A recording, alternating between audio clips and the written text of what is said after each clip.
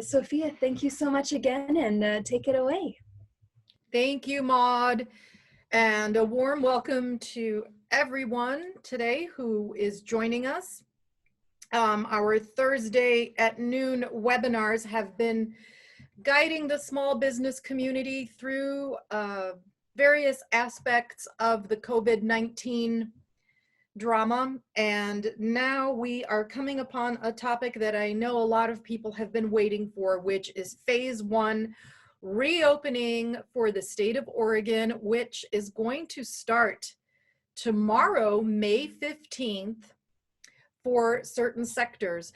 Now, I did watch Governor Brown's press conference this morning, and so there are things to add to it. But up until yesterday, the guidance that we had was for the following three categories. So we've got restaurants, bars, brew pubs, and tasting rooms. We have personal services, and we have retail. So on the next slide, just a brief word about us. We are the Caputo Group.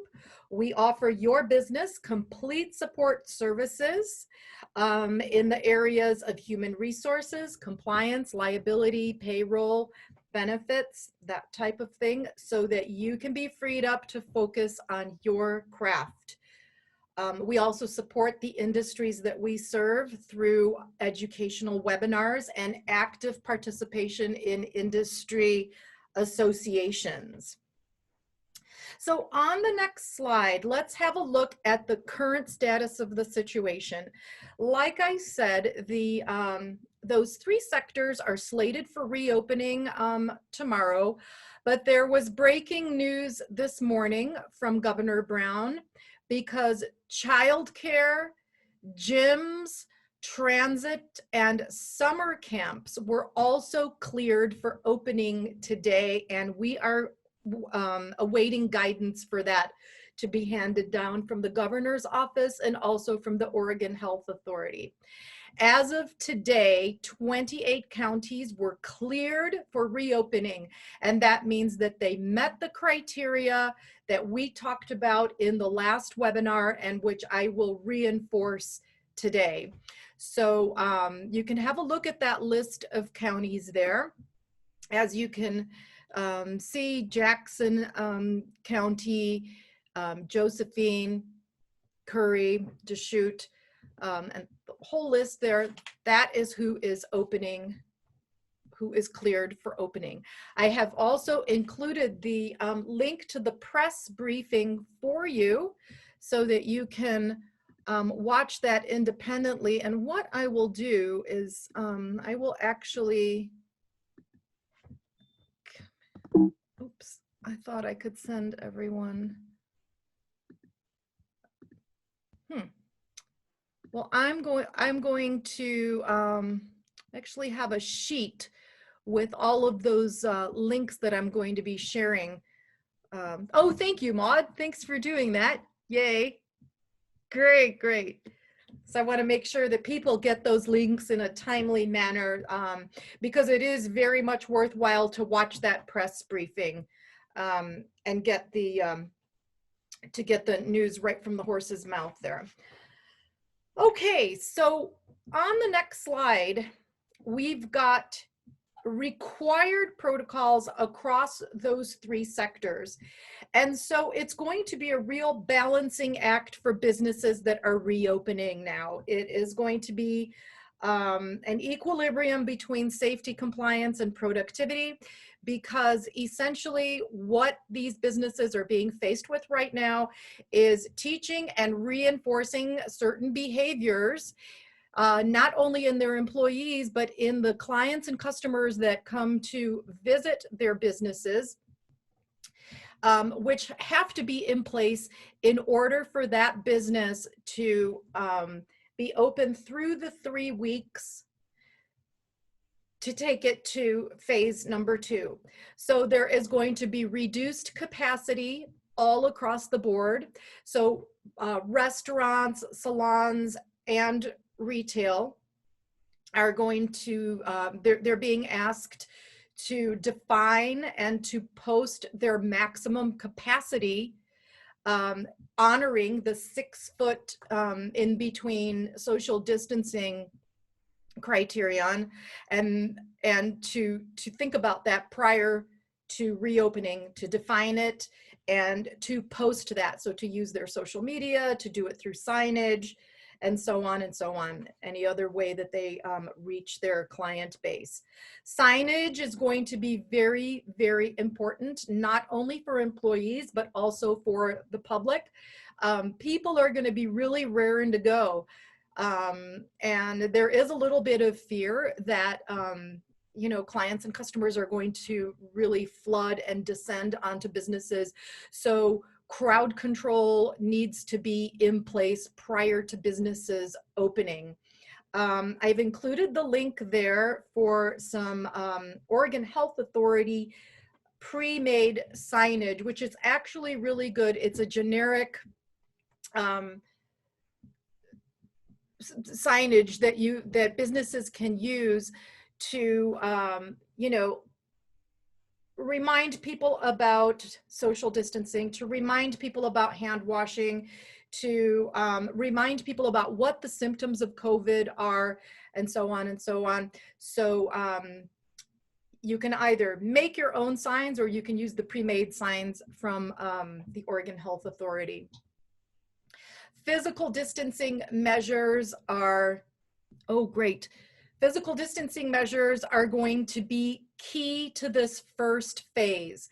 And for businesses, that means completely rethinking their spatial arrangements of their businesses and rethinking and reinforcing their traffic flow patterns.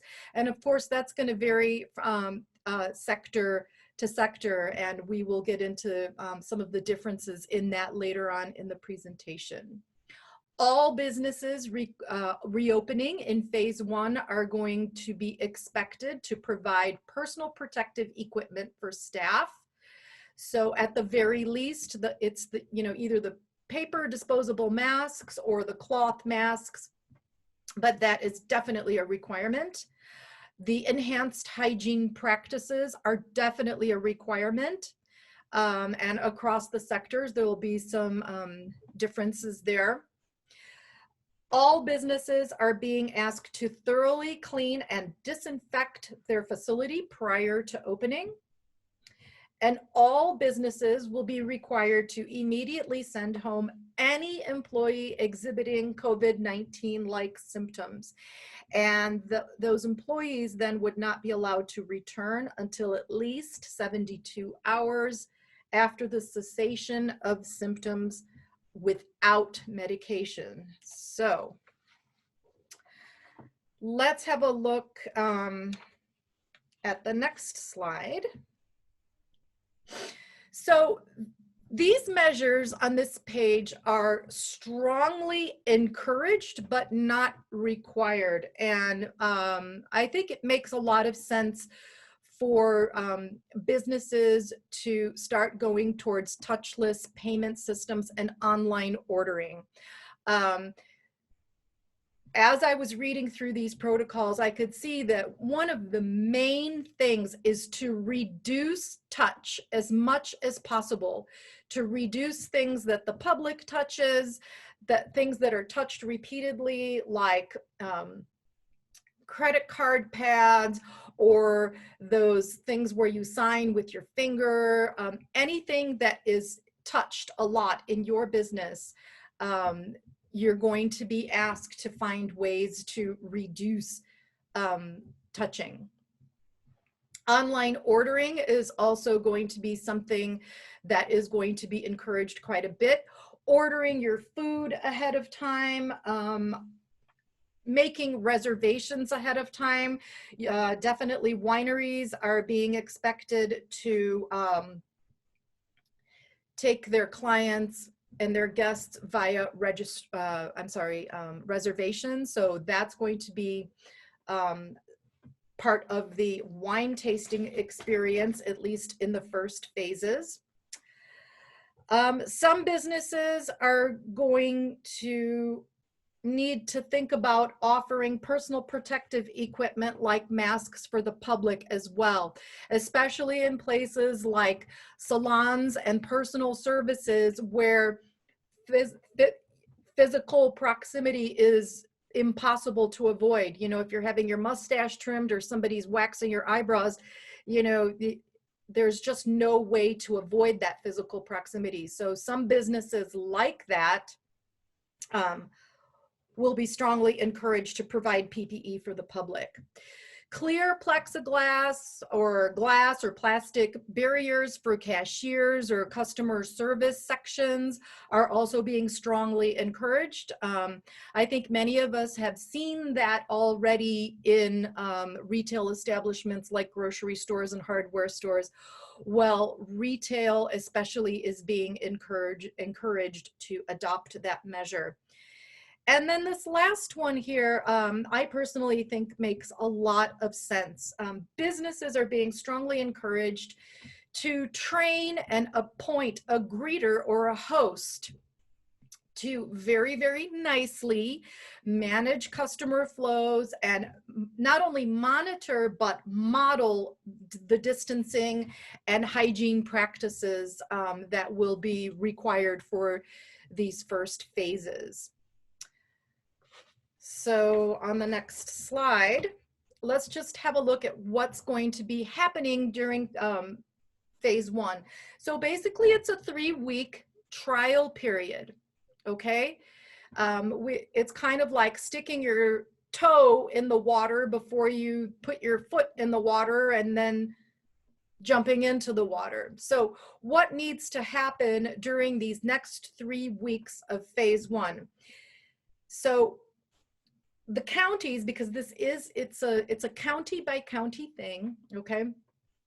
The counties must maintain effective testing and contact tracing criteria. So hearkening back to the last webinar that we did last week, those criteria and the data that comes out of them have to be consistent and effective. The counties must be able to demonstrate that the percentage of positive tests are continuing to fall. So we need to still see a downward trajectory of positive tests, and that also includes hospitalization rates that must also continue to fall. However, regions have to demonstrate that they still maintain the capacity to handle a resurgence, remembering that this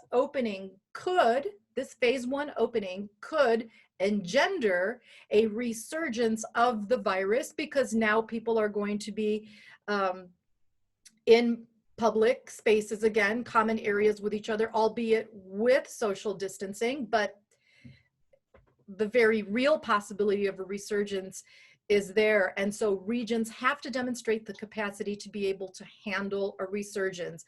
ICU surge,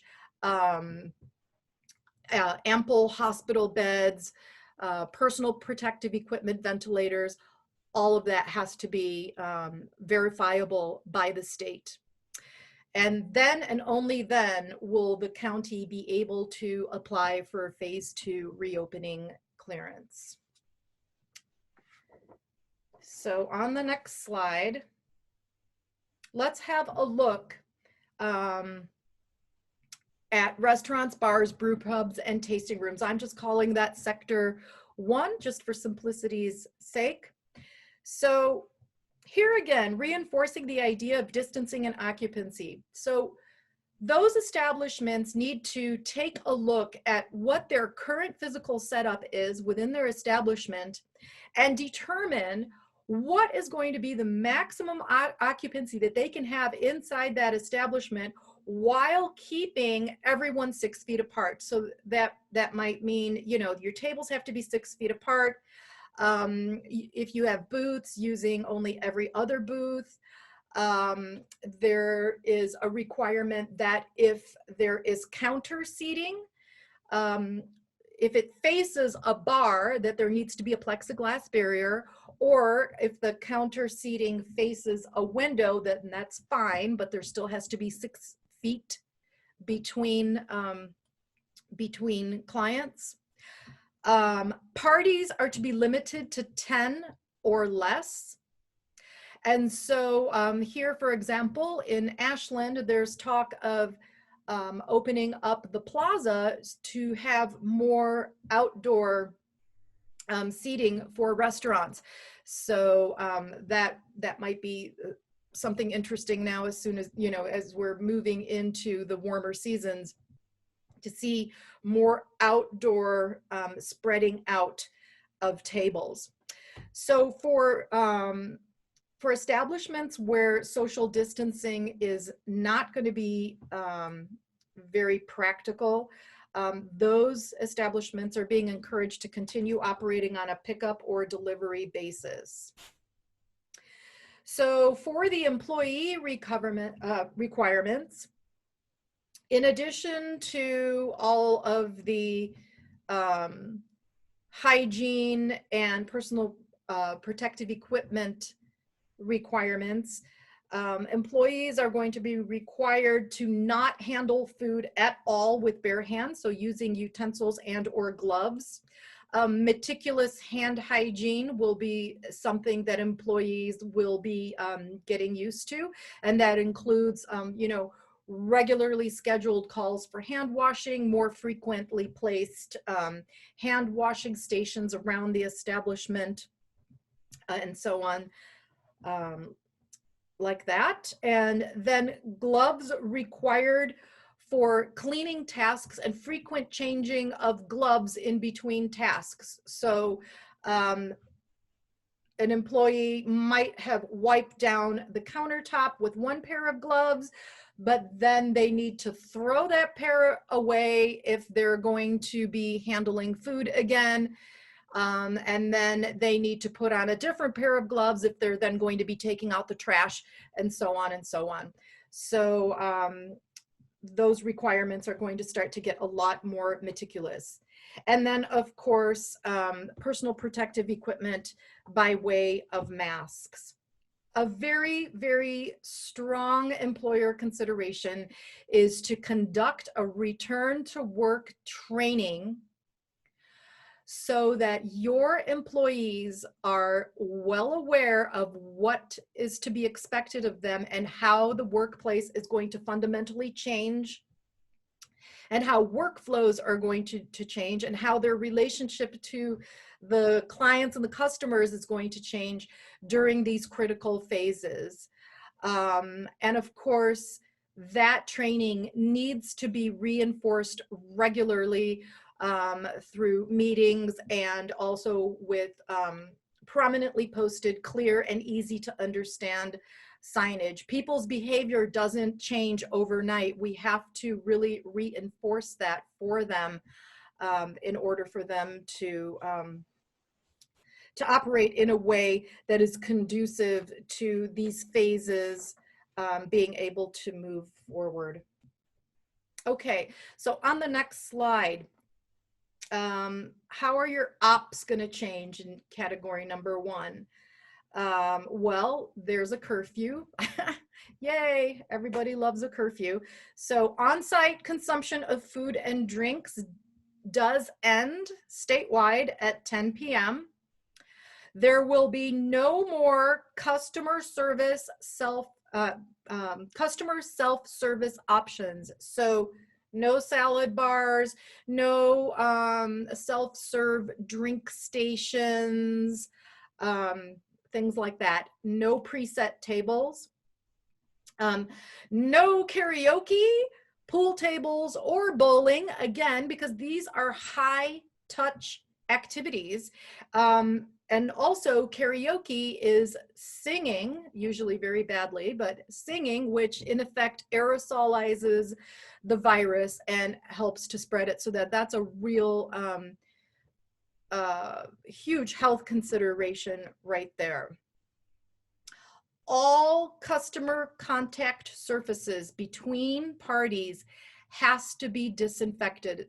So cleaning is going to be a huge new thing, and businesses have to think about how they are going to a portion off those cleaning tasks, whether they're going to lump it onto, one server, or they're going to have a cleaning team that goes through how they're going to do that, because all customer contact surfaces are going to need to be cleaned and disinfected between parties. That includes tables, chairs, any and all condiments that are on the table.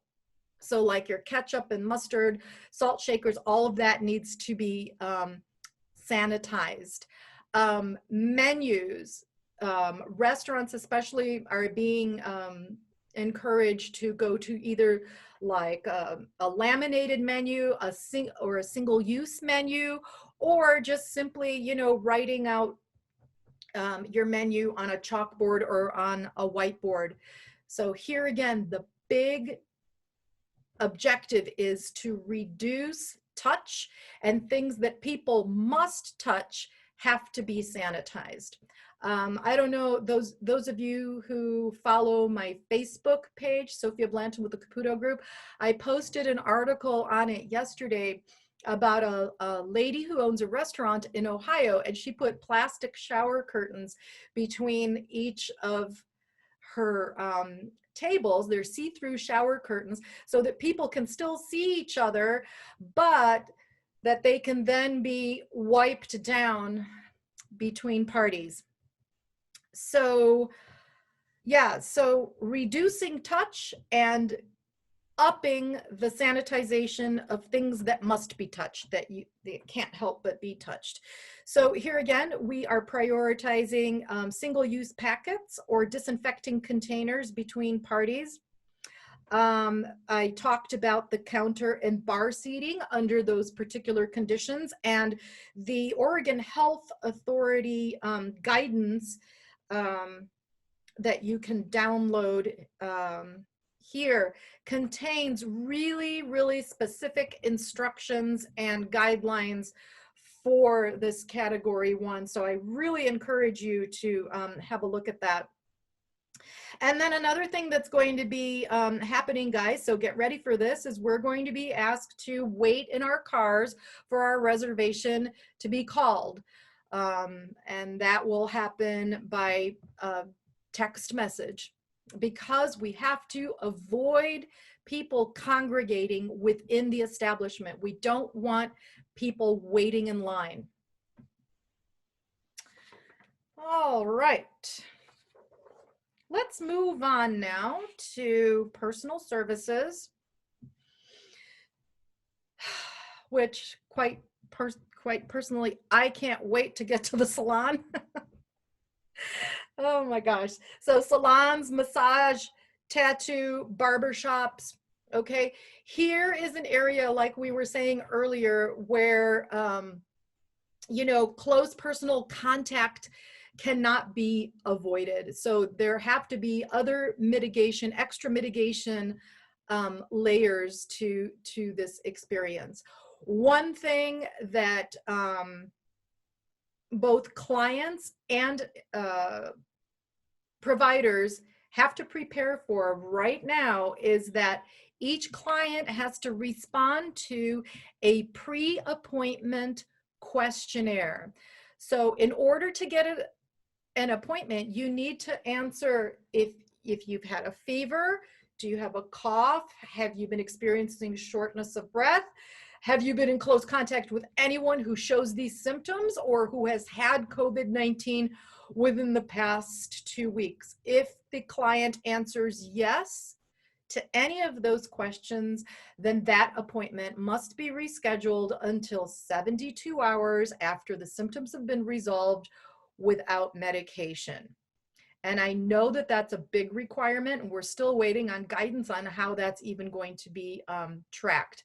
However, especially personal services are being asked to record client information on a real meticulous basis, date, time, provider, because it is suspected that personal services could be a vector for a resurgence. So when they do contact tracing, they're going to rely on records like this to see and try to map out how the virus might be spreading within the community. So that's going to become part of your personal services experience in the upcoming weeks.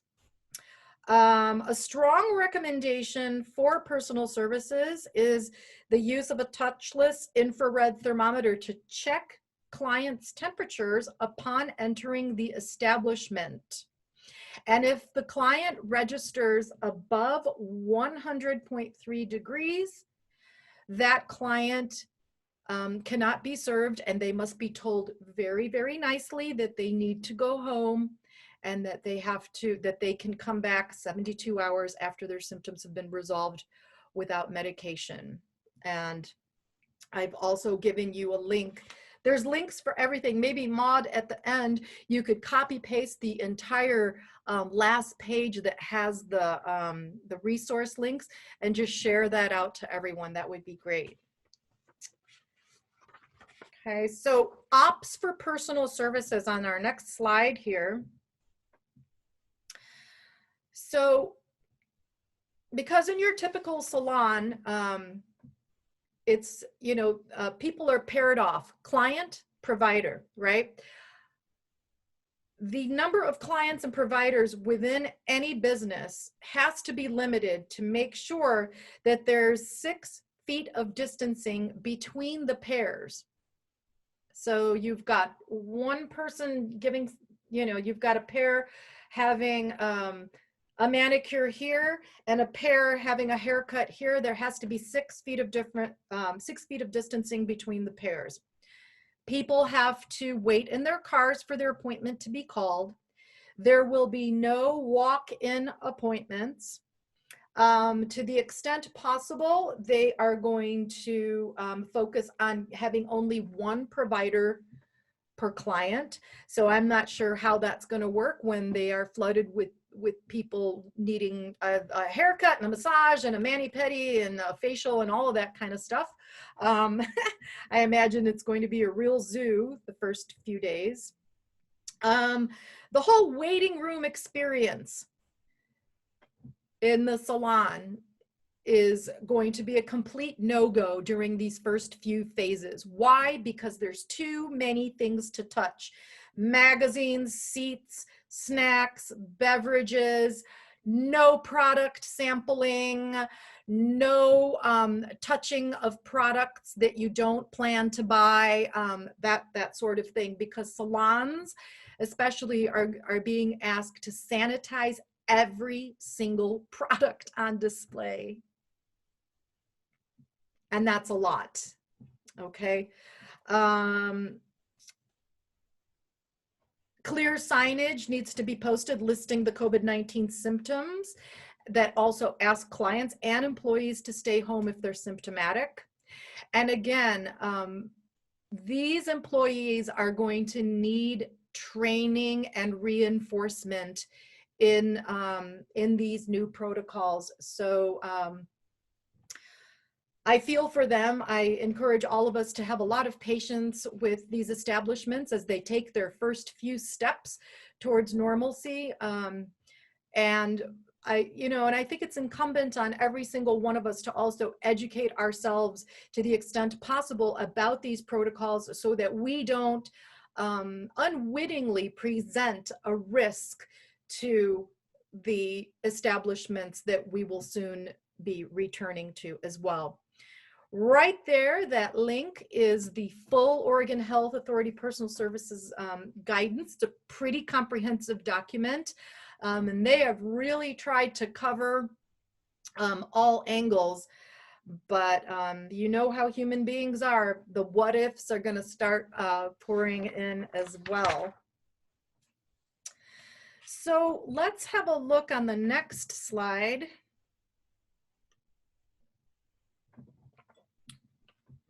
Personal services, here again, salons, barbershops, massage, any kind of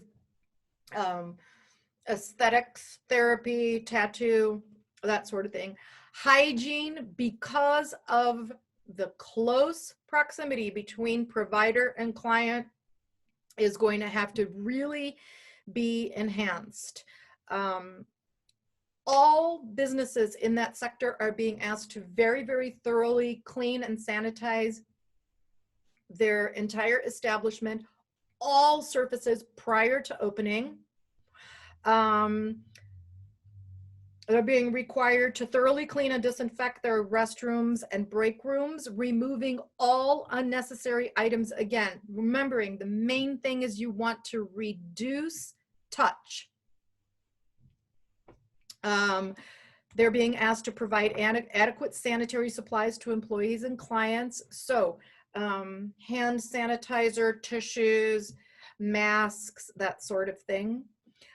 Those businesses are being asked to mix and change their tool disinfectant daily, but to make sure that those tools are first cleaned with soapy water prior to being put into the disinfectant.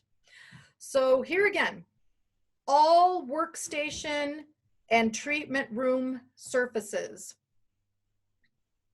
all tools and appliances, any product that is used like a shampoo, a wax, a lotion, anything, that has to be cleaned and disinfected on a daily basis. All linens, blankets, towels, capes, and smocks need to be laundered in hot water, then stored in airtight containers. And all used and dirty linens need to be stored in airtight containers. Hampers and trash cans need to be cleaned and disinfected, and to the extent possible using disposable liners. All retail areas and products have to be cleaned and disinfected. And clients are going to be asked to wash their hands before service. And what I saw in the guidance as well is that salons can also now ask clients to wash their own hair before they come in for a haircut. So there will be that as well. On the next slide, we have personal protective equipment for personal services. So providers have to wear masks across the board. They must change their smocks between clients. So that's going to add to the laundry bill. They must hand wash between each client. That's kind of, normal. They have to hand wash and sanitize between each use of the establishment's phone or the computer, the credit card machine, the cash register, anything that helps them wrap up their client service. And not only do they have to wash their hands and sanitize their hands, but they have to sanitize that object. So the phone, the computer, the credit card, the touch screen, the cash register, all of that. And clients have to be draped in a one-time use cape. So whether they are the paper disposable capes or cloth capes, it's only one-time use. So that is personal services, personal protective equipment. Okay, so let's move on to retail. So here again, capacity is going to be reduced for all three of these business sectors, Stores are being asked to rethink the configuration of their shelves, of their displays, of where their cash register is. Maybe they should move their cash register to a part of the store that doesn't encourage people congregating or staying too close to each other in line. So that is, for a store, that's one of your main considerations before you reopen your business. And then you have to communicate that clearly to your customers, and you need to post the store occupancy through signage, through your newsletter, through your social media account, however it is that you communicate with your customers. The store arrangement, not only to avoid crowding, it should be reconfigured in order to keep foot traffic flowing. So some stores are saying, aisles can only go this way or that way. Some stores are opening up the back door as the exit, and only the front door is the entrance. So there's those types of considerations right there. Shopping malls are going to need to keep all common areas like their atriums and their food courts configured for social distancing. They will need to post the signs at entrances, exits, and common areas to reinforce that and to discourage congregating. It's also a good idea for them to have, greeters or mall ambassadors walking around to help reinforce and model social distancing as well. Retail businesses need to provide all employees with mandatory masks. So you walk into a boutique, those employees are going to be wearing masks. You walk into a bookstore, those employees are going to be wearing masks.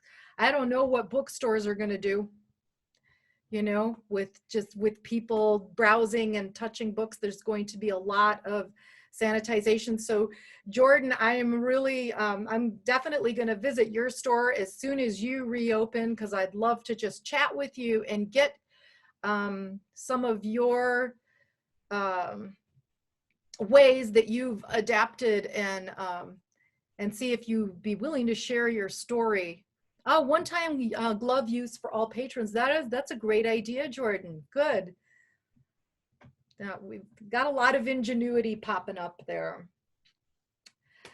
And then lastly, we have frequent cleaning and sanitization of work areas and high traffic areas, with doorknobs, walls, and seating being cleaned between customers. So that leads us to some of the special considerations for retail, which is on the next slide.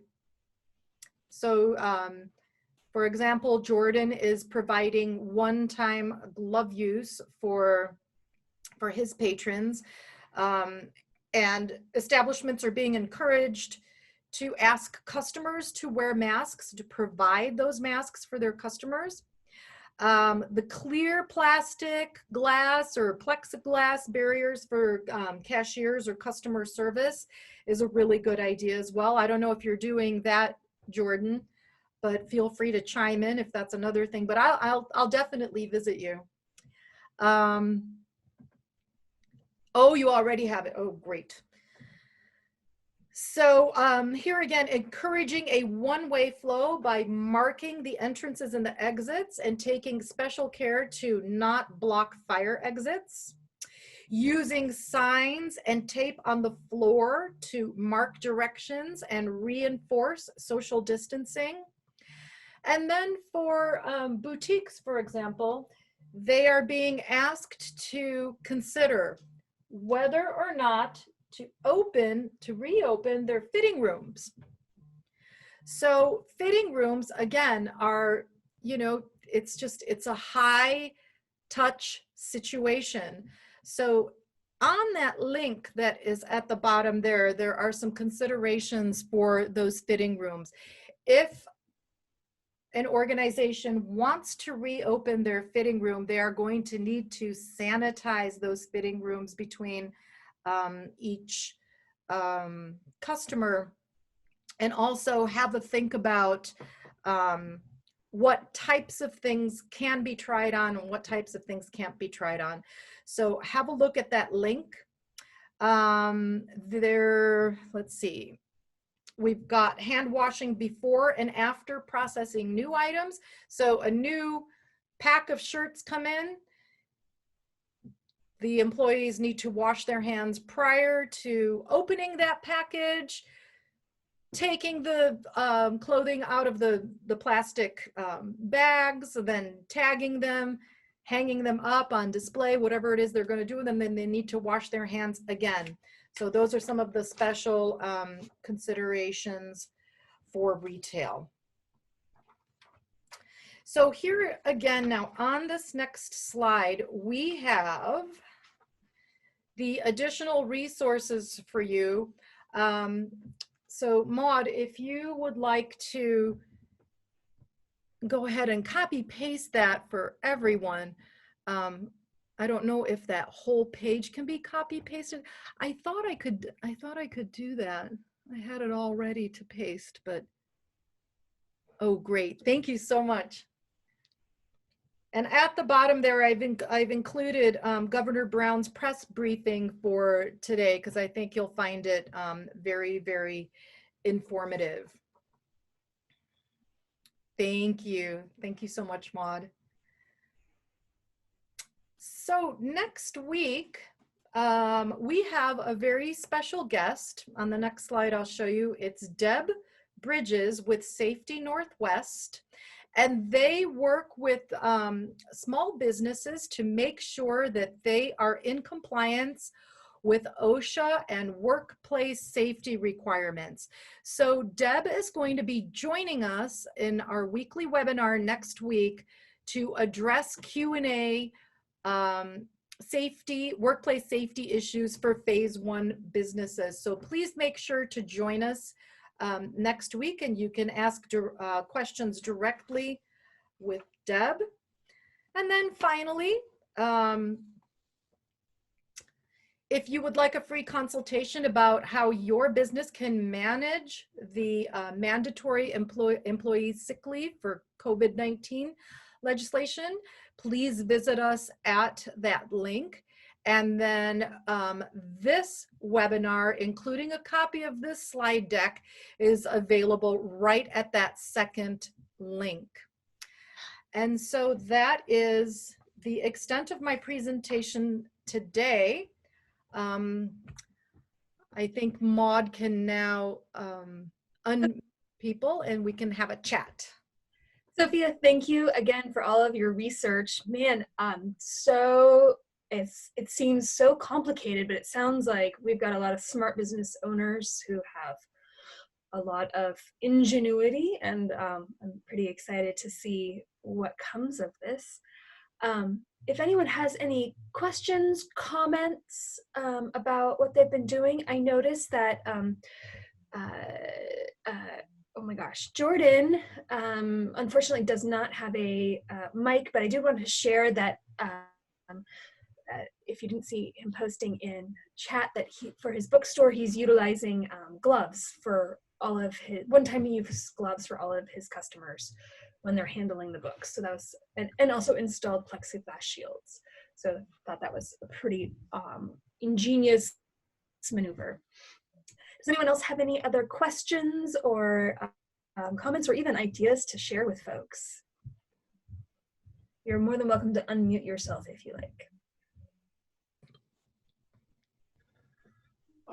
This is Hunter. I'd say that, Charlie and I were joking a little bit back and forth, but during when we're talking about some of the kind of big brother oversight that's going to happen, it's a little bit daunting what they're asking all of these businesses to do. Understandably, it's for the safety, but that's a huge cost and a huge burden. Any additional thoughts or any conversations that you know of, Sophia, that are happening around that burden? It's been part of my research this week. As these guidelines have been emerging, some different articles and reports have been coming out. Some businesses are choosing to not reopen at this time because they can't find that balance between compliance and productivity. So it's definitely a big issue, and I think this is where people are going to have to make some hard decisions, I think, really soon. And those that do stay open are going to stay open because of being able to adapt, or having the capital to see them through these phases. So yeah, Hunter, it's a huge issue right now. Well, and something else that came up in another webinar that I was on was employees not wanting to come back to work due to either fear or other potential issues. And so kind of running back to you know, what are their responsibilities in that case? I know that there's a clause in the PPP loan for them to not have that part of their full-time employee requirement, but that's only one piece of the puzzle. I mean, and maybe Jordan can chime in on his post if he's bringing employees back, or is he going to have to do it himself? How does that going to affect, do you think, the reopening, bringing employees back?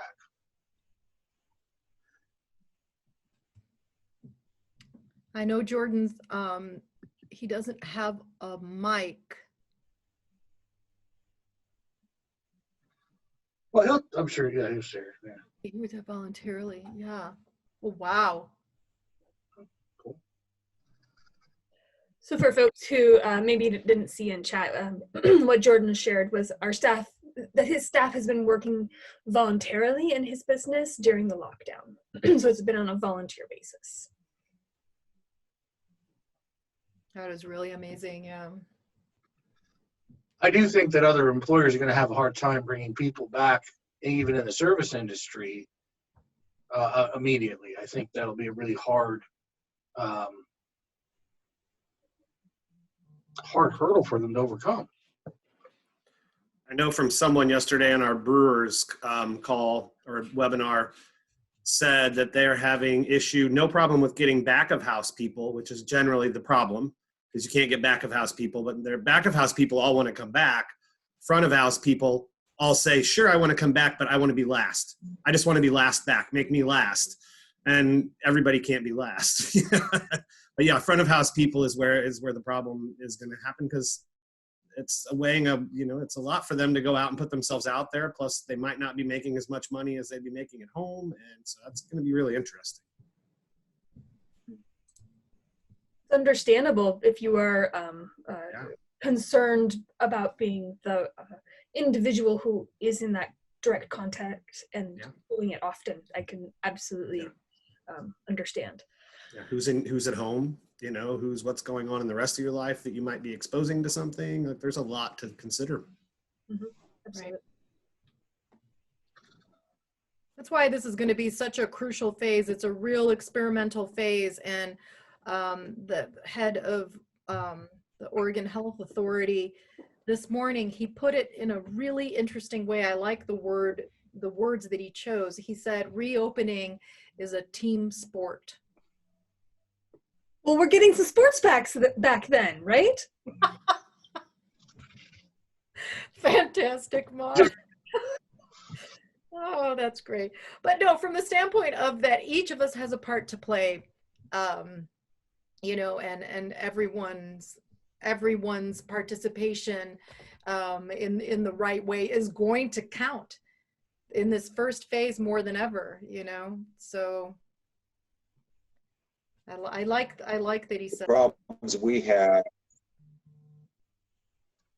problems we had was finding plexiglass. Oh, wow. I had to go to 4 counties and then some back store and hardware store in Myrtle Creek to find the plexiglass, and everybody's going to be looking for it now. And so you had to special order it from from Lowe's or whatever, and I didn't have the time to do it to keep my store open. So I had to find it, and it took me counties to find some. Gosh, that's bonkers. I did like the so maybe this is a question for Deb. But Sophia, you had mentioned, Deb, the Safety Northwest for next week. Sophia, you had mentioned clear shower curtains, which I would imagine is a bit more affordable than plexiglass, but I wonder if that would fulfill kind of that need.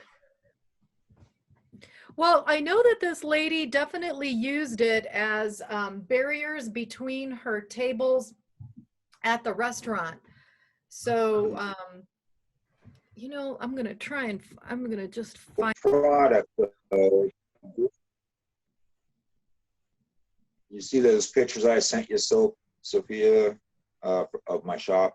I texted them over to you, and you got to be like at my shop. Of course, it's a cannabis shop, but you got to be able to see the product. They can't smell the flour or anything anymore, but at least they can see the product, and they don't touch it until after they pay for it, and then we slide it through. Would you be willing to share So the plexiglass versus the shower,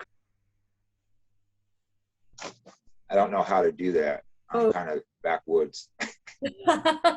And then I don't know if you noticed, but Jordan posted that in Ashland Hardware about a week ago, he got plexiglass at no charge for cutting for about $58 for a 48 by 72 by 1/8 inch. So that sounds pretty great. But that's an Ashland. So if you're close to Ashland, it sounds like that was a good. Yeah, I couldn't even find any. Wow. Yeah. I couldn't even find any 4 wide stuff anywhere at all. I had to go with 3 foot wide is the widest I could find. Wow. Wow. But it I still did see works some for the register. Yeah. I did see some folks, like you said, Sophia, of stuff back east and in the Midwest of people using shower curtains between tables at restaurants, which is a link in strange. there. If you're interested in reading an article about that, I just put the link in there.